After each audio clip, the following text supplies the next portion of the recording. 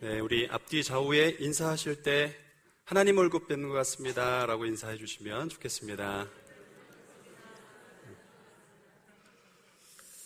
네, 참 좋은 인사죠. 하나님의 얼굴을 뵙는 것 같습니다. 야곱이 형을 만나서 했던 인사 기억하실 것입니다. 오늘 우리에게 주시는 하나님의 말씀 에레미야 26장 1절에서 9절까지의 말씀입니다. 에레미야 26장 1절에서 9절까지의 말씀.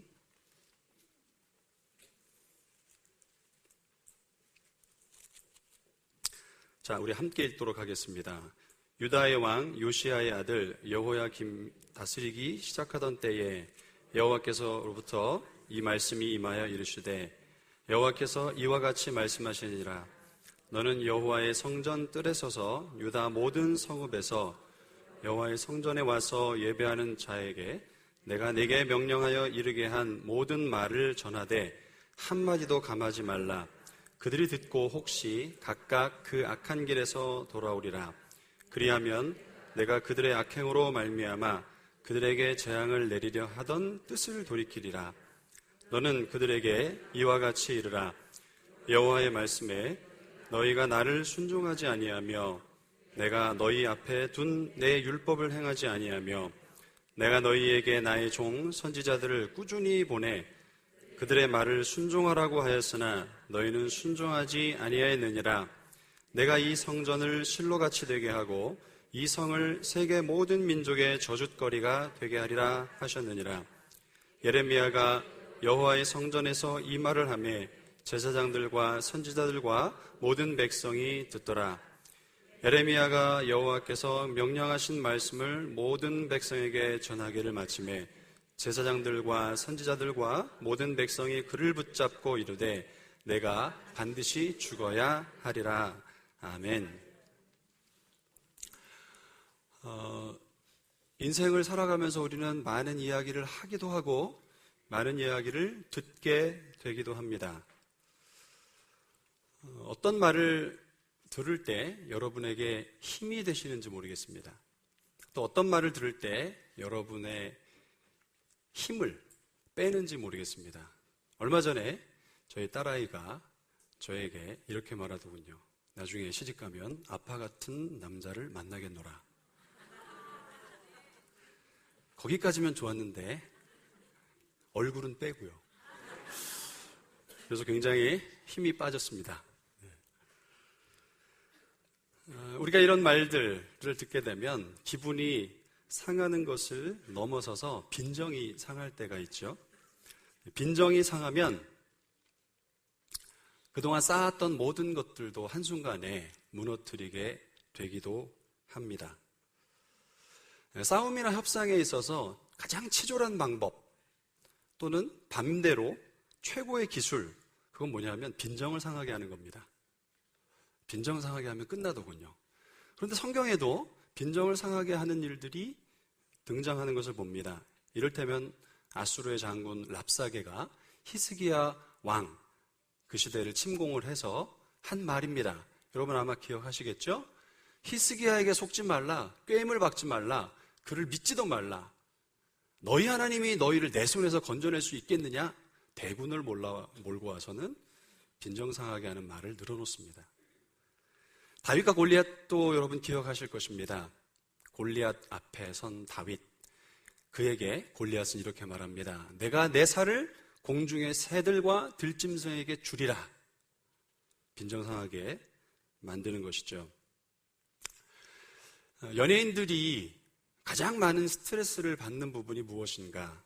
연기나 혹은 인기가 아니라 자신과 관련된 어떤 기사의 댓글들 때문에 살맛이 안 나기도 하고 많은 스트레스를 받고 있는 것으로 나타나고 있습니다. 칭찬과 격려를 받는 것이 아니라 온갖 악성 댓글들 때문에 고통스러워하는 것이죠. 여러 가지 악성 댓글들 가운데 그래도 자기 딴에는 좋은 성형의사 찾아가서 고치고 나왔는데 그게 얼굴이냐, 이런 이야기를 할 때, 또 정말 최선을 다해서 연기했는데도 불구하고 발연기 하냐, 발로 어떻게 하는 게 발연기인지 모르겠지만 발연기 하냐, 이런 이야기를 듣게 되기도 합니다. 또 지나친 분들, 제가 이건 범죄 수준이라고 보는데 차라리 그럴 바에는 죽어버려라, 나 같으면 자살하겠다 라고 하는 이야기들을 왕왕 댓글에 답니다. 그래서 실제로 어떤 연예인들은 목숨을 끊기도 하고 이런 댓글들 때문에 연예인 생활을 떠나가는 것도 왕왕 보게 되죠. 요즘에는 이제 이런 악플러들 때문에 적극적으로 대응을 하는 여러 연예인들의 모습을 보기도 합니다. 반응의 유형이 각각 다른데요. 어떤 경우는 맞짱형이 있습니다. 내가 너를 끝까지 추적해서 끝내주리라. 댓글을 무시무시하게 같이 똑같이 다는 연예인이 있는 것을 보죠. 때로는 법적 대응형이 있습니다. 그래서 법에 의탁을 해서 거짓 정보를 유포한 그런 사람들에 대해서 법적으로 대응하는 것을 볼 수 있기도 하고요. 뭐 세상이 다 그러고 그런 게 아니야, 모르쇠형으로 일관하시는 분도 있습니다. 뭐 어떤 분들은 또 악플도 관심이라고 여기시는 분도 있는가 하면 아예 그냥 그런 댓글들을 아예 눈에 담지 않으려고 도피하는 분도 계시고요. 때때로는 자기 성찰형도 있습니다. 그래, 이 기회를 통해서 나를 좀 돌아보자 라고 하는 생각을 갖는 분들이겠죠. 우리가 살면서 좋은 이야기를 듣고 살면 정말 좋을 텐데 인간이 악하다 보니 우리가 기대하는 것과 다르게 좋지 않은 이야기를 들을 때가 더 많이 있는 것 같습니다. 문제는 그런 이야기들이 누군가를 불편하게 만들고 때때로는 죽게도 만든다는 것이죠. 혹시 불편한 이야기를 들어보신 일이 있으십니까? 빈정상하는 말을 들어보신 일이 있으십니까? 그때 어떤 감정이셨습니까? 또 우리 성도님들은 어떻게 대응을 하셨습니까? 오늘 본문에 보면 듣기 불편한 말, 불쾌한 말, 그것을 들은 사람들의 이야기가 등장하고 있는 것을 봅니다. 남유다의 모든 사람들입니다. 우리 7절 말씀 같이 한번 보실까요? 에레미야가 여호와의 성전에서 이 말을 하매 제사장들과 선지자들과 모든 백성이 듣더라. 왕, 방백들, 장로들, 그리고 종교 지도자들, 더불어서 모든 백성들이 아주 심기가 불편해합니다. 그들이 들은 언짢은 말, 불쾌한 말은 무엇일까요? 그것은 선지자 에레미야를 통해서 들은 말입니다. 예언의 말씀이죠. 우리는 이제 지난 2달 동안 로마서를 묵상을 끝내고요. 작년에 이어서 에레미야서의 긴 여행을 하고 있습니다. 에레미야서가 좀 성경에서 제일 길지요. 오늘 에레미야는 많은 사람들이 예배하러 온 성전에서 설교를 하기 시작을 합니다. 이 절기가 어떤 절기일까? 많은 학자들은 유월절일 거라고 추론을 합니다. 많은 사람들이 유월절 축제로 희생제사를 드리기 위해서 모인 자리에서 예언하는 것이죠. 그런데 그 입에서 나오는 내용들을 보면 유다의 죄악들을 낱낱이 폭로하고 있는 것을 봅니다. 우리 4절 말씀을 같이 한번 읽어보시겠습니까? 너는 그들에게 이와 같이 이르라. 여호와의 말씀에 너희가 나를 순종하지 아니하며 내가 너희 앞에 둔 내 율법을 행하지 아니하며. 너희들의 죄가 무엇인지를 2가지로 요약을 해서 설명을 하고 있는데 순종하지 않았다, 또 하나는 율법을 행하지 않았다 라고 말을 합니다. 우리가 읽은 이 본문은 이들의 영적 상태가 어떤지, 얼마나 이들이 무감각한지를 보여줍니다. 특별히 5절에 보면 이런 말씀이 있습니다. 선지자들을 꾸준히 보냈다라고 말합니다. 돌이키게 하기 위해서, 그들을 깨어나게 하기 위해서 선지자들을 꾸준히 보냈는데도 불구하고 전혀 미동도 없고 돌이킬 기미도 보이지 않고 있는 것이죠. 결과적으로 그들은 폭탄 선언을 듣게 됩니다. 같이 한번 읽어보시겠습니다. 내가 이 성전을 실로같이 되게 하고 이 성을 세계 모든 민족의 저주거리가 되게 하리라 하셨느니라. 성전을 실로같이 되게 하겠다. 이 성, 즉 예루살렘 성을 온 민족 가운데 저주거리가 되게 하겠다라고 하는 충격적인 선언을 듣습니다. 여러분, 이 자리가 제가 어떤 자리라고 말씀드렸죠? 유월절이라고 하는 모든 이스라엘 백성들이 가장 사모하는 절기, 3대 절기 중에 하나이죠. 잔치 자리입니다. 축제입니다. 그런데 그 축제를 깨는, 산통을 깨는 막말을 퍼붓고 있는 것을 보는 것이죠. 왜 산통을 깨는 말일까요?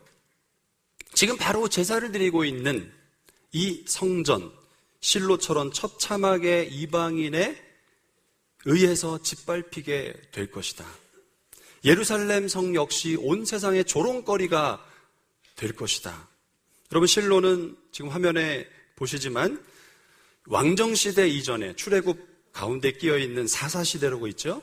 그 사사시대에 하나님의 성막을 모셔둔 하나님의 임재의 장소입니다. 사실은 성전의 원형이라고 할 수 있겠죠. 그런데 그것이 사사시대의 말기, 엘리 제사장 때 블레셋의 침공을 받고 완전히 부서지고 맙니다. 백성들은 실로라고 하는 그림이 분명합니다. 무엇을 말하는 것인지, 어떻게 된다는 것인지. 이 위용 있는 하나님의 성전이, 이 위용 있는 예루살렘 성이 파괴되고 세상 가운데 조롱거리가 된다고, 어떻게 이런 일이 일어날 수 있다고, 어떻게 이런 일이 일어난다고 함부로 말할 수 있는가? 지금까지 그 왕정시대를 거쳐오면서 하나님께서 든든하게 지켜오셨던 성과 성전이 부서진다고? 말도 안 된다라는 생각을 하는 것입니다. 여러분, 에레미야는 왜 사람들의 산통을 깨는 막말을 퍼붓고 있는 것일까요? 그의 개인적인 열정, 개인적인 열심으로 그러는 것일까요? 그것이 아니라 하나님의 준엄한 말씀 때문인 것을 보게 됩니다. 여러분, 2절 말씀 같이 읽어보시겠어요? 여호와께서 이와 같이 말씀하시느니라. 너는 여호와의 성전 뜰에 서서 유다의 모든 성읍에서 여호와의 성전에 와서 예배하는 자에게 내가 내게 명령하여 이르게 한 모든 말을 전하되 한마디도 감하지 말라. 가감없이 말해라 라고 하는 여호와의 명령이 에레미야에게 있었죠. 이미 여러 차례 선지자를 보냈습니다. 왜 그럴까요? 하나님은 혹시나 그들이 돌이키게 될 기대를 가졌기 때문이라고 성경이 말합니다. 3절 같이 읽어보시겠습니다. 그들이 듣고 혹시 각각 그 악한 길에서 돌아오리라. 그리하면 내가 그들의 악행으로 말미암아 그들에게 재앙을 내리려 하던 뜻을 돌이키리라. 아멘. 혹시 돌이킬까 하는 기대로 하나님은 다시 에레미야를 보내고 있는 것입니다. 여러분, 이것은 굉장히 기가 막힌 표현이에요. 혹시라고 하는 표현. 하나님의 애절한 마음이 담겨있는 단어죠. 혹시. 혹시 아냐? 저들이 안 돌아올 건 알긴 알겠는데 혹시 몰라서 한 번 내가 더 보내본다. 이런 마음이 담겨있는 것이죠. 혹시 돌이키면 내가 내 뜻을 돌이켜서 이 성과 성전을 지켜주리라. 안타깝게도 이 백성들은 미동조차 하지 않습니다. 그리고 반응하죠. 그런데 그 반응은 하나님의 기대와는 전혀 다른 반응이었습니다. 같이 한번 읽어보실까요? 에레미야가 여호와께서 명령하신 말씀을 모든 백성에게 전하기를 마침에 제사장들과 선지자들과 모든 백성이 그를 붙잡고 이르되 내가 반드시 죽어야 하리라. 지금 어떤 반응이 나왔습니까? 긴급 체포령이 떨어집니다. 그리고 내가 반드시 죽어야 하리라 라고 그를 단죄합니다. 이유는 무엇이었나요? 이유는 성전을 모독했다라는 죄입니다. 예루살렘 성을 모독했다라고 하는 죄입니다. 신성 모독죄이죠. 그래서 긴급 체포령을 내립니다. 여러분, 신약에 이 장면과 비슷하게 오버랩되는 장면이 떠오르시죠? 예수님을 체포할 때, 예수님에게 죄명을 씌울 때 썼던 똑같은 말입니다. 한번 읽어보실까요? 마가복음 14장 57절 58절. 어떤 사람이 일어나 예수를 쳐서 거짓 증언하여 이르되 우리가 그의 말을 들으니 손으로 지은 이 성전을 내가 헐고 손으로 짓지 아니한 다른 성전을 사흘 동안에 지으리라 하더라. 예수님을 체포하면서 죽일 만한 이유가 없는데도 불구하고 성전 모독죄를 뒤집어 씌워서 체포의 명분으로 삼고 있는 것을 봅니다. 여러분, 에레미야가 체포되었습니다. 왜 체포되었을까요? 사실은 그들을 불편하게 한 말, 그들을 괴롭게 하는 말, 누구든지 듣고 싶어 하지 않는 말, 적어도 지금 이 잔치 자리에서는 하지 말았어야 될 말. 사람이 상식도 없나? 사람이 좀 격이 있어야지. 여기가 어디라고? 이런 이유 때문에 에레미야를 체포했던 것이죠.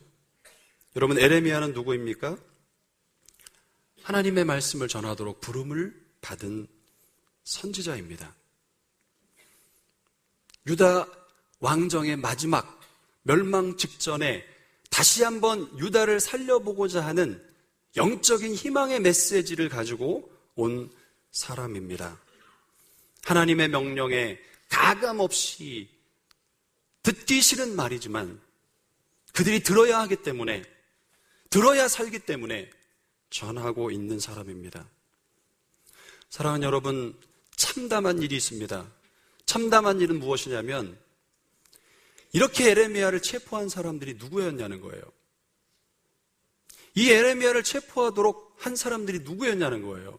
2절에는 놀랍게도 성전에 와서 예배하는 자들이라고 말하고 있습니다.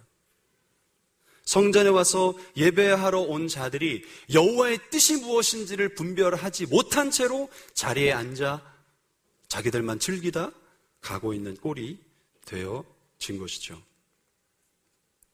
그들에 의해서 어떤 일이 일어났습니까? 하나님께서 보내신 선지자 에레미야를 잡아서 처형을 시키고자 하는 끔찍한 일들이 일어납니다. 여러분, 에레미야가 말씀을 선포할 때, 예언의 말씀을 선포할 때 그들은 어떻게 했습니까? 7절에 보면 분명히 모든 백성이 어떻게 했다고 그래요? 들었다라고 말합니다. 그런데 여기서 들었다라는 말은요, 즐겁게 사모함을 가지고 마치 신약의 사도행전에 나오는 베레아 사람들처럼 열렬한 사모함을 가지고 들었다는 표현이 아닙니다. 너희는 무슨 말을 하나 두고 보자. 책 잡기 위하여서 듣고 있는 상태를 보여주는 말입니다. 듣기는 들었지만 잘못 들었다는 것을 보여주는 것이죠. 그래서 뭐라 그래요? 죽어야 하리라. 반드시 죽어야 하리라 라고 말을 하고 있는 것입니다. 너 이놈쯤은 하나 없어져야 우리가 좀 편하게 살겠어 라고 하는 말이죠. 왜요? 불편하게 만드니까요. 자꾸 괴롭게 만드니까요. 사랑하는 성도 여러분, 누가 죽어야 됩니까? 에레미야가 아니라 그 말을 듣고 있는 회중, 그 말을 듣고 있는 내가 죽어야 하는 것입니다. 그 말씀을 듣고 에레미야를 들여다볼 것이 아니라 나를 들여다보아야 하는 것입니다. 영적인 무감각 상태 가운데 있는 나를 들여다보아야 되는 것입니다. 그리고 그 모습을 들여다보니 정말 죽어 마땅한 나이구나. 내 안에 어찌 이토록 죄가 가득하단 말인가. 영적인 탄식이 있어야 하는 것이죠. 하나님께 가까이 가면 갈수록 여러분 보이는 게 뭔가요? 내 민낯이 보이게 되어 있습니다. 거룩하신 그 앞에 도저히 설 수 없는 내 자신의 악랄한 모습들이 점점점 드러나니 괴로울 수밖에 없는 것이죠. 방질이라고 하는 목사님이 계십니다. 104세를 사셨습니다. 한국교회사와 함께 한 분이시죠. 이분의 책 가운데 눈물병을 주의 벽에 담으소서, 참 좋은 책입니다. 절판이 돼서 보실 수는 있을지 모르겠지만 이런 이야기 합니다. 내가 당한 일은 내 죄보다 가볍다. 여러분 동의되시나요? 내가 당한 일은 내 죄보다 가볍다. 내 몸에 암이 있고 내가 직장에서 갑자기 퇴직을 당하기도 하고 사업이 위태해지는 상황 가운데 있는 그 일보다 내 죄가 더 무겁다는 말입니다. 묵직한 무게감 있는 말입니다. 왜냐고요? 정말 그렇기 때문에 그렇습니다. 왜 하나님은 이토록 아픈 말을 우리에게 하시는 것입니까? 성경은 우리에게 정확하게 답을 합니다. 그것은 너희가 악한 길에서 돌아오기를 기대하기 때문입니다. 재앙을 내리려 했던 뜻을 돌이키기 위함입니다. 다른 말로 하면 살게 하기 위해서, 살리기 위해서 주님은 우리를 괴롭게 하시고 아프게 하시는 것입니다. 말 안 듣다가 예수님 오시기 전 722년에 멸망한 형제 국가가 있죠. 북이스라엘입니다. 그 꼴 나지 않았으면 좋겠는 거죠. 그래서 하나님은 선지자들을 보내셨어요. 얼마나 보내셨다고 말씀했죠? 꾸준히 보냈다고요. 꾸준히 보냈다고요. 심지어 바로 직전에도 우리야라고 하는 선지자 보냈습니다. 메시지는 똑같았어요. 너희 이러다 망한다. 하나님께로 돌아와라.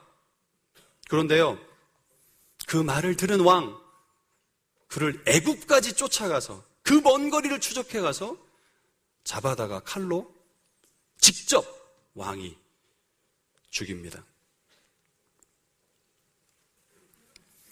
그런데도 하나님은 또 보내십니다. 누구를요? 에레미야를. 하나님의 가시 섞인 메시지를 들으면 아픕니다. 때로는 분노가 치밀어 오릅니다. 왜 나인가요? 왜 나에게 이렇게 대놓고 하시나요? 이런 생각 들 때가 있습니다. 이유는 살리려고 하시는 것입니다. 가끔은 설교를 하고 나면 대놓고 말씀하시는 분이 계십니다. 저를 때리냐고. 제정신인 목사치고 직접 개인을 치는 사람은 없습니다. 설교가 누군가를 치려고 설교를 준비하지는 않습니다. 그런데요, 때때로는요, 나에게 대놓고 하는 말씀이라 할지라도 들어야 될 줄로 믿습니다. 그것이 살 길이기 때문에 그렇습니다. 그들은요, 듣기는 들었어요. 그러나 저놈 어떻게 죽여 없앨까 생각하며 듣습니다. 잡아서 더 이상 떠들지 못하게 하려고 했을 뿐입니다. 살기 위해서 듣지 않습니다. 에레미야는 사람들이 듣기 싫어하는 말을 늘어 놓았습니다. 여러분, 이 말을 하면 내가 어떻게 될지 몰랐을까요? 그럼에도 불구하고, 다 알매도 불구하고 선포하는 것이죠. 죽을 각오를 하고 싫어도 살려야 하니까 말하는 것입니다. 내가 싫어하는 말, 내 빈정을 상하게 하는 말, 언짢고 불쾌한 말, 억울한 말 들을 수 있는 열린 귀 가진 성도님들 되시기를 바랍니다. 그에게 사는 길이 있습니다. 그에게 은혜 받는 길이 있습니다. 교회 사역하면서 가장 어려울 때가 있다면 아픈 말, 싫어하는 말을 해야만 할 때입니다. 오늘 본문처럼 어떤 반응이 나올지가 예상이 되기 때문에 설교자는 설교를 썼다 지웠다 썼다 지웠다를 반복합니다. 질문을 드립니다. 여러분, 교회 오셨죠? 교회에 와서 듣고 싶은 말이 무엇이 있으십니까? 또 다른 질문 드립니다. 교회에 와서 들어야 될 말은 무엇일까요? 위로의 말일까요? 책망의 말일까요? 어떤 분들은 그렇게 말씀하세요. 밖에 나가서 사는 게 얼마나 각박한지 아세요? 교회에 와가지고라도 좀 위로와 소망의 메시지를 듣고 힘이 나서 좀 나가야 되지 않겠습니까? 여러분, 복음은 분명히 소망을 줍니다. 우리 로마서 목사님 강의할 때 들으셨죠? 복음은 그 안에 희망이 있습니다. 소망이 있습니다. 우리를 힘나게 합니다. 우리를 용기 있게 합니다. 왜요? 성령이 우리와 함께 하시니까요. 수많은 약속들이 나의 약속으로 다가오니까요. 내가 너와 함께 함이니라. 나는 너의 하나님이 됨이니라. 내가 너의 인생 가운데 사막의 길을 내리라. 내가 너를 높은 곳에 높이리라. 얼마나 많은 약속들이 성경에 있습니까? 유튜브를 열어보시면 많은 젊은이들이 보는 동영상 중에 당연 인기는 동기부여 영상입니다. 몸이 망가진 사람이 인간적인 초인적 능력을 발휘해서 그걸 극복해내는 영상. 사업에 실패를 하고 자살 직전까지 갔다가 다시 그것을 극복하고 일어난 사람들의 이야기. 그 이야기를 들으면서 많은 사람들이 공감하고 그래 다시 한번 시작해봐야지. 여러분 우리는 그런 게 필요 없어요. 왜요? 성경에 수도 없는 약속들이 나오거든요. 우리에게 용기를 주는 말씀들이 나오거든요. 그런데 교회에 와서 들어야 될 메시지가 만약에 유튜브에서 주는 메시지와 차별이 없다면 그것이 과연 교회에서 말해야 될 메시지일까요? 죄송하지만 썩어 문드러진 장기를 가지고 있는 사람에게 잘 될 거야. 네가 마음을 다잡으면 극복해낼 수 있을 거야. 가 무슨 힘이 있겠습니까? 먼저 할 일은 뭐예요? 썩어 문드러진 것을 잘라내는 것입니다. 여러분 의사가 있습니다. 그런데 그 병들어 있는 사람에게 아프면 잘라내야 되는 사람에게 이렇게 말합니다. 환자분 안 자르셔도 괜찮습니다. 그냥 마음 다잡고 살면 나아지는 기회가 옵니다. 정신 나간 의사 아닙니까? 뭐라고 말을 해야 돼요? 잘라야 합니다. 안 자르면 죽습니다. 이렇게 말을 해야 되는 것입니다. 나를 살리는 말, 담아두기에 쓴 말, 독한 말, 분노가 치밀어 오르게 하는 말, 빈정상하게 하는 말, 잘라내야만 하는 말들, 그 거침없는 말들을 담을 수 있어야 하는 것입니다. 잘못된 실험 하나가 있죠. 얼마 전에 모 방송국에서 한글날을 맞이해서 이 실험이 진짜인지를 입증하기 위하여 해보았습니다. 두 병에 쌀밥을 담아두었죠. 그래서 한쪽 병에는 좋은 말을 했습니다. 사랑해, 예뻐, 힘내. 근데 신기하게 시간이 오래 흘러갔는데도 썩지 않는 거예요. 곰팡이가 피지 않는 거예요. 반대의 병은 똑같은 밥을 지어서 똑같은 품종의 쌀을 가지고 했는데 그 반대는 뭐라고 했느냐면 못생겼어, 죽어버려, 온갖 험담을 다 뱉었습니다. 놀랍게도 썩어 문드러지기 시작을 했어요. 곰팡이가 피기 시작을 했습니다. 이 실험을 두고 확증되었으니 우리 서로 좋은 말 하며 삽시다. 이것이 결론이었습니다. 제가 뭐라고 그랬죠? 잘못된 실험이다 라고 말씀드렸습니다. 이유는 뭐냐? 이미 썩어버린 밥은 거기다 아무리 좋은 말을 한다 할지라도 곰팡이가 사라지는 일은 없습니다. 유다는 이미 썩어버릴 대로 썩어버린 나라입니다. 썩어버릴 대로 썩어버린 백성들입니다. 그 썩은 데를 도려내야 살 수 있는 것입니다. 오늘 오랜만에 교회 왔는데 참 마음 불편한 이야기를 들으시는 분이 계시다면 죄송합니다. 그러나 교회는 목욕탕입니다. 더러운 때를 벗겨나는 곳이지요. 교회는 영적인 병원입니다. 환자들이 모이는 곳이죠. 왜 교회가 이 모양이냐고요? 병원이니까요. 환자들이 모여 있으니까요.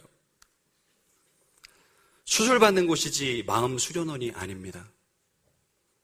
누군가를 불편하게 하고 찌르는 말, 빈정상하게 하는 말, 어떻게 대응하십니까?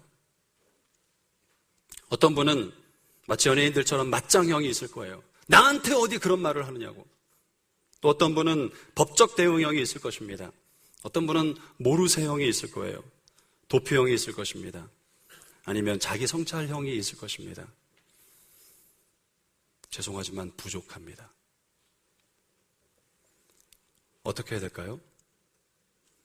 누가 나에게 어떤 말을 하든지 그것을 사람의 말로 받음이 아니라 하나님의 말로 받을 수 있는 저와 여러분 되시길 바랍니다. 나를 위한 예언자로 그를 보내셨음을 믿으시기를 바랍니다. 하나님이 강단에서 예배 중에 설교자를 통해서 말씀하실 때 있습니다. 그러나 평상시에 사람을 통해서 말할 때도 있습니다.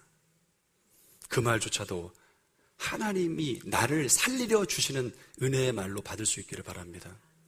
더 나아가서 여러분 그렇게 되려면 귀로 듣는 것이 아니라 영으로 들어야 될 줄 믿습니다. 하나님이 주시는 말씀, 성령의 사람이기에 성령의 마음으로 들을 때 우리는 그것이 무슨 말이라 할지라도 받을 수 있게 되는 것이죠. 그리고 나서 중요한 반응, 그가 아닌 나를 죽이는 자들이 될 수 있기를 바랍니다. 그들은 뭐라고 그랬어요? 그를 죽여야 하리라 라고 말을 했습니다. 그 말을 우리는 어떻게 바꿔야 될까요? 나를 죽여야 하리라고 바꿔야 될 줄로 믿습니다. 무슨 말을 들었든지 그것이 무슨 말이라 할지라도 나를 죽여야 하리라로 들을 때 우리에게 하나님은 돌이키시고 다시 회복하게 하시는 은혜가 있습니다. 내 양은 내 음성을 듣는다 말씀하세요. 예수님의 말이죠. 여기서 음성은요, 위로와 소망의 말씀이기도 하지만 훨씬 더 많이 책망의 말씀이지요. 나를 따르라. 금요일날 나눴죠. 멍에를 매라. 십자가의 길을 가라. 이것이 양이 들어야 될 진정한 말씀이라고 하는 것입니다. 광주에 오라는 부름을 받고 왔습니다. 10개월이 지났습니다. 굉장히 많은 일들이 있었습니다. 내려올 때도 여기에 오는 것이 맞는지 기도하고 상담하고 하나님께 분명한 응답을 받고 저희는 내려왔습니다. 맛있는 것도 많고 살기도 좋고 얼마나 좋은지 몰라요. 그런데 문제는 새끼들이 문제입니다. 얘들은 이사를 가본 적이 없기 때문에 여기 아무도 아는 사람이 없는 거예요. 저희야 뭐 선교를 가라면 못 가겠어요? 그런데 와서 적응을 못 하는 겁니다. 아시는 분은 아시지만 너무 힘겨운 시간들을 보내고 또 그래도 이제 정착을 하고 잘 아이들이 자라가고 있습니다. 기도 덕분에. 이런 이야기들을 제 동생하고 나누었습니다. 하나님의 인도하심을 따라 온 여정들. 그런데요, 제 글에 댓글로 뭐라고 달았느냐면 그 결정에 아이들은 있었는지. 이걸 소위 팩트 폭행이라고 합니다. 팩트 폭행. 할 말이 많았습니다. 이렇게 우리의 심기를 불편하게 하는 많은 사람들, 많은 이야기들 들어본 일이 있으실 것입니다. 때때로는 가당치 않은 일들. 사랑하는 성도 여러분, 항변하지 마십시오. 왜요? 예수님이 도살장에 끌려가는 소처럼 침묵으로 십자가의 길을 가셨기 때문입니다. 말로 누가 나를 죽이나요? 죽어버리세요. 예수님은 따귀를 맞으시면서 그 십자가 위에서 옷이 벗겨지는 수치까지 당하시면서 그 길을 가셨기 때문입니다. 나에게 쓴소리를 하는 사람이 단 한 사람도 없으신가요? 감히 누가 나에게 그런 이야기를. 굉장히 위험한 상황 가운데 있는 분이십니다. 교회 강단에서 쓴소리를 들어볼 수 없으신가요? 굉장히 위험한 종교에 빠져 있는 교회일 수 있습니다. 그 어떤 말이라도 그 누구에게서 오는 말이라 할지라도 들을 수 있는 영의 귀, 우리 귀 되게 하여 주시옵소서. 하나님의 약이 되어서 살리시는 은혜를 덧입는 저와 여러분 되시기를 바랍니다. 우리 함께 찬양하겠습니다. 깨끗이 씻겨야 하리라고 하는 다윗과 요나단의 오래된 찬양입니다. 개인적으로 참 너무 좋아합니다. 아마 젊은 분들은 다들 모르실 텐데 이 찬양 그렇게 어렵진 않으니까요. 함께 찬양하시면 좋겠습니다. 부서져야 하리, 부서져야 하리. 다 버리고 다 고친 것 같은데 여전히 그렇게 돼 있지 않은 나의 모습 돌아보면서 함께 찬양하겠습니다. 부서져야 하리. 무너져야 하리. 깨져야 하리. 더 많이 깨져야 하리. 이겨야 하리.